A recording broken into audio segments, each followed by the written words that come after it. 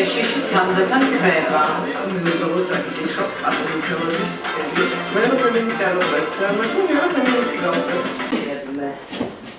და ამასთან ისეთი ბიოგრაფიები აქვს მაგ ხალხს, რომ აი რო კითხულობ გიჟდები რა თანდათან, იმიტომ რომ სულიად წარმოუდგენელ პირობებში მუშაობდნენ. სიღარიბე.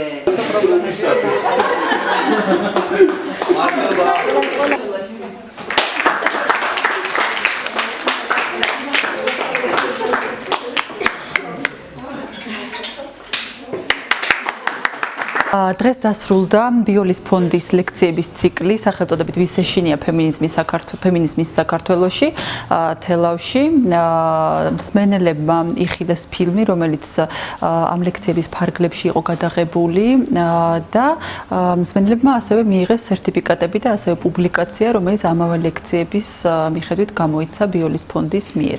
ლექციების ციკლმა საკმაოდ წარმატებით ჩაიარა, მსმენელები ძალიან აქტიურად იღებდნენ მონაწილეობას, ერთვებოდნენ დისკუსიებში და ზოგადად აი დღესაც შეხვედრების დასასრულს გამოითქვა მოსაზრება, რომ ეს რაღაც აქტიურობა არ უნდა განელდეს და პირიქით უნდა გაგრძელდეს და უფრო მეტი და მეტი ინიციატივა უნდა აიღონ ამ ადამიანებმა თავის ხელში. ფარგლებში ჩატარდა 10 ლექცია, ანუ 9 ლექცია ჩატარდა უпростоრად და 1 ფილმის ჩვენება, ანუ დღეს რითიც დასრულდა ეს ლექციების ციკლი. მქონდა ჩვენი ციკლის დასასრული, ასე ვთქვათ, დასკვნითი შეხვედრა.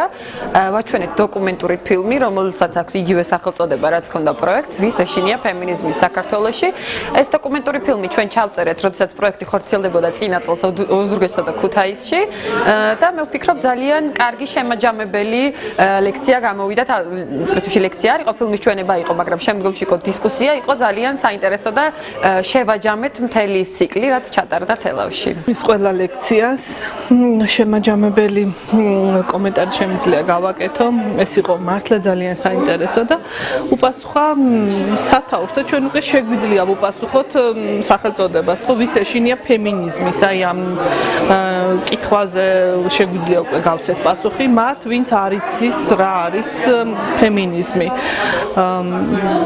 ძალიან საინტერესო იყო, ძალიან ბევრი ინფორმაცია მივიღეთ და ყველაზე კარგი რაც ამ პროექტს ჰქონდა იყო ის, რომ რეგიონში განხორციელდა. აქ ყველაზე მეტად არის ინფორმაციის დეფიციტი და სწორედ ეს ინფორმაცია მივიღეთ.